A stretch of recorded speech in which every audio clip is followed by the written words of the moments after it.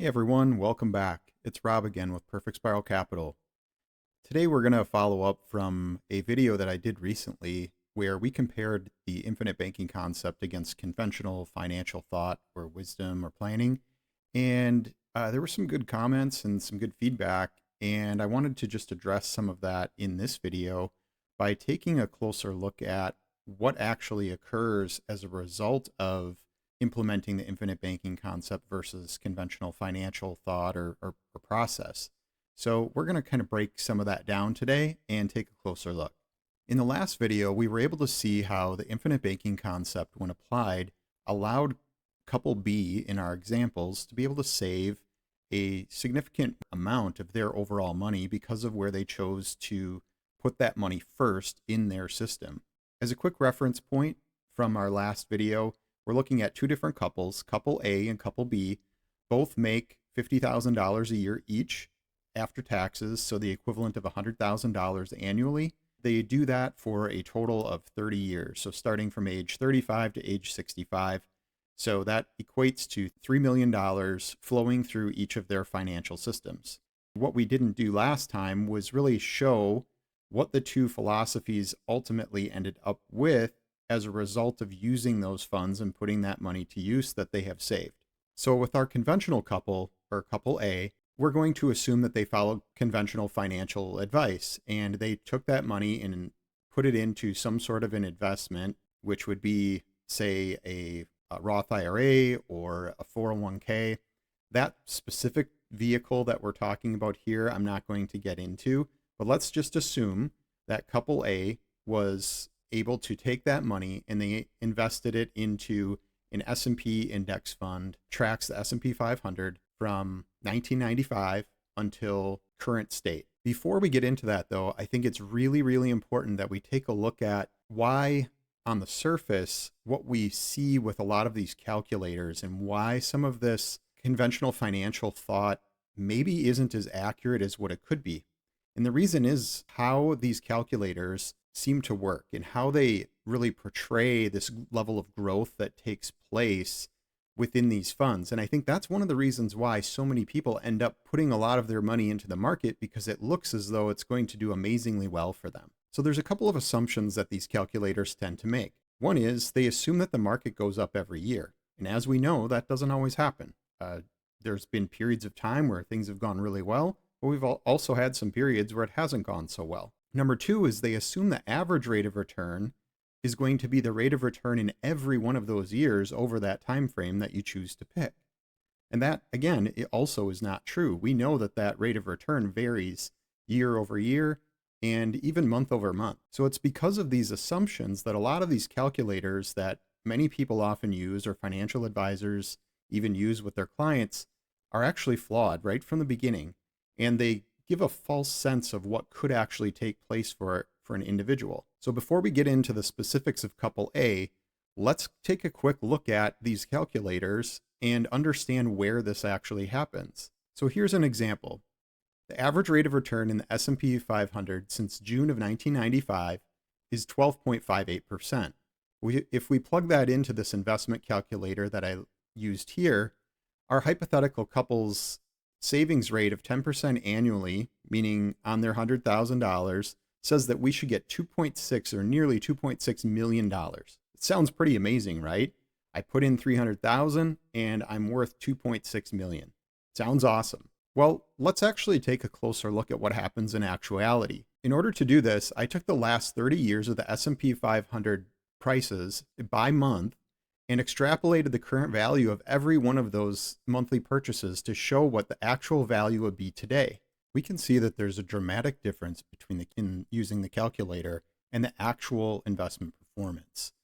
Using June 1995 through July of 28th of 2025, the actual value of the accumulated shares from the S&P 500 purchasing every month would have an ending value of about $1.3 million. That's a huge difference from the calculator's projection of the $2.6 million that was shown. It's different because the rate of return and the market fluctuates every year. The calculators tend to assume that the rate of return stays constant year over year, and it also assumes that there's no market loss in any one of those years. So we don't get a truly accurate picture of what actually takes place within a standard actual market-based scenario. A point that's often missed in a lot of these situations and a lot of these calculators is that when there is a loss or a loss is incurred, compounding actually stops. And in some cases, because you're impacting the overall balance in a negative manner, it's going to take time to recoup back up to that level, meaning that there's lost opportunity costs within the investment over time. So how does a person accurately see what is potentially taking place? Notice that I did list out the compounded annual growth rate since 1995. The compounded annual growth rate is a better measure of what's actually taking place in any given investment at any given time. The reason for that is it accounts for some of these fluctuations that typically occur in a given stock, in a given investment, whatever it might be, and it's going to give you a much more accurate picture of what's actually taking place. If your advisor or your person that you're working with isn't actually showing you this type of information on a consistent basis, it should be something you should be requesting anytime you're considering a type of investment or any type of stock or any type of an index fund. You should be considering what that compounded annual growth rate is in order to get the best perspective of what that investment might do for you in the future. Those who are subscribing to the conventional financial advice, this is using the S&P 500. Generally speaking, it is one of the best performing options if somebody's going to play in the market. Now, there's other investments out there that may do a little better, but there's plenty that actually do a lot worse.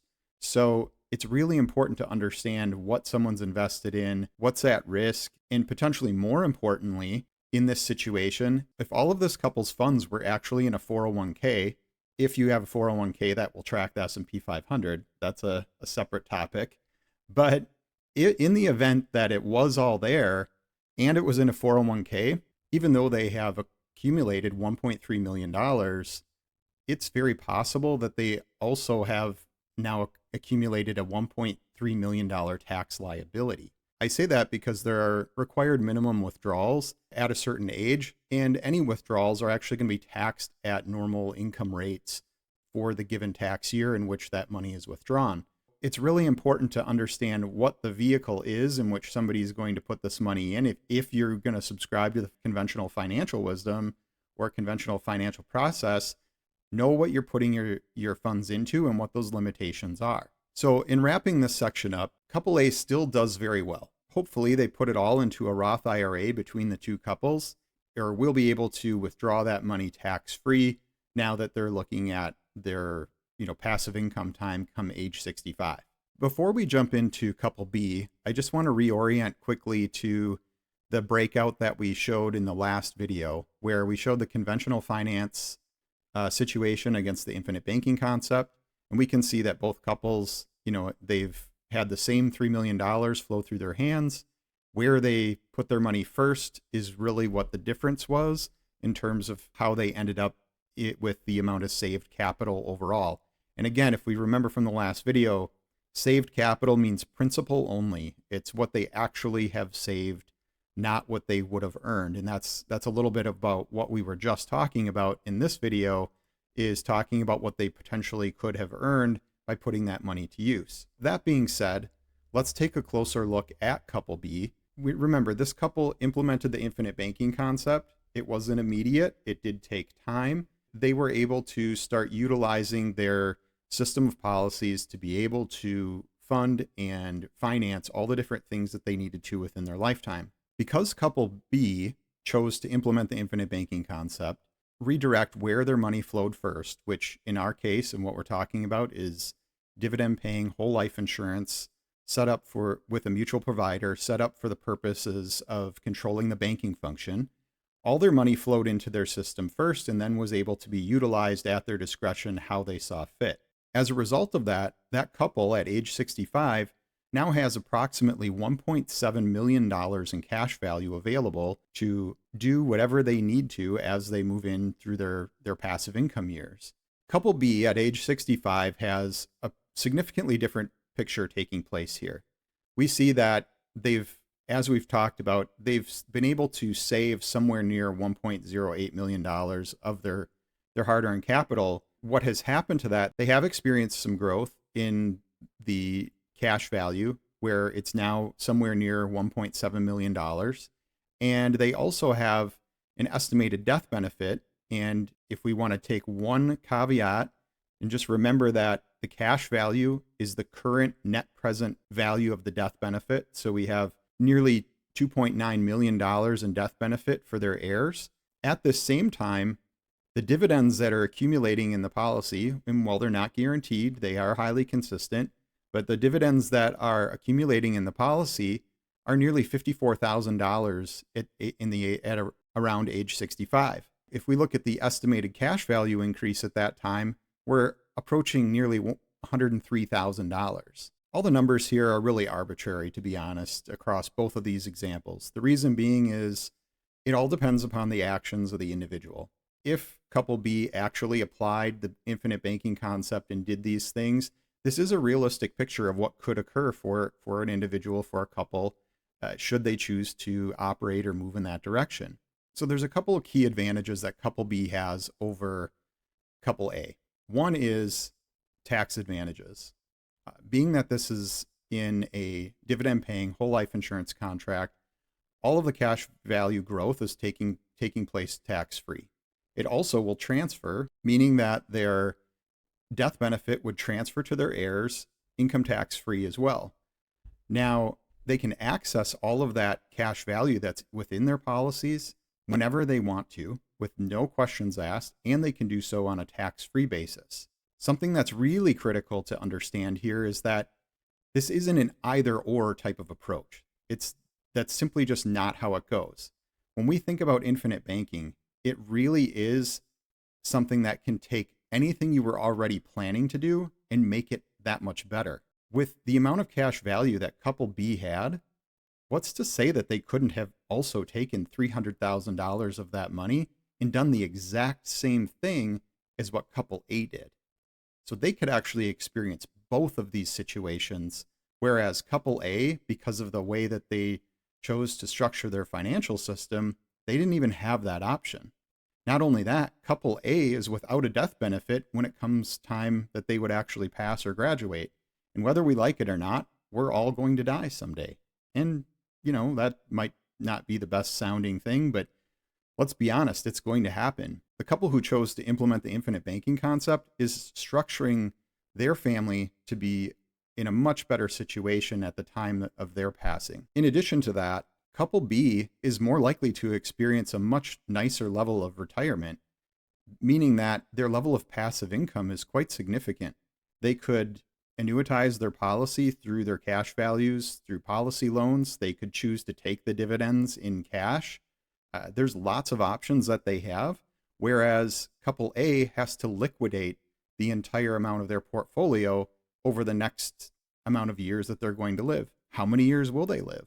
What if they live to 95? Will that money last? These are all questions that can be asked. However, what I think is really important to understand in this situation is that there is an alternative to the conventional financial system. We can do things differently, and it actually benefits all of us when we do so. We take charge of the banking function, we recoup that interest, and it gives us the opportunity to invest, and it gives us the opportunity to leave a lasting legacy, and it gives us the opportunity to potentially enjoy a much easier level of retirement with way less risk and way less uncertainty. Hopefully you find that this video was valuable today to break through and break down some of these differences between the infinite banking concept and the conventional financial thought and process. If some people are very curious as a result of this video, I'm happy to share all the math. I have an Excel sheet where I broke all this information down. So if you wanted to see what's actually taking place with the S&P numbers, if you don't believe them, I'll happily share that data with you. If you find that it really did bug you, knowing that that's the reality of what's going on within the marketplace, I think what it really is highlighting is what's our mindset? And are we simply believing all that we're told, or are we going out and really figuring it out to see what actually occurs?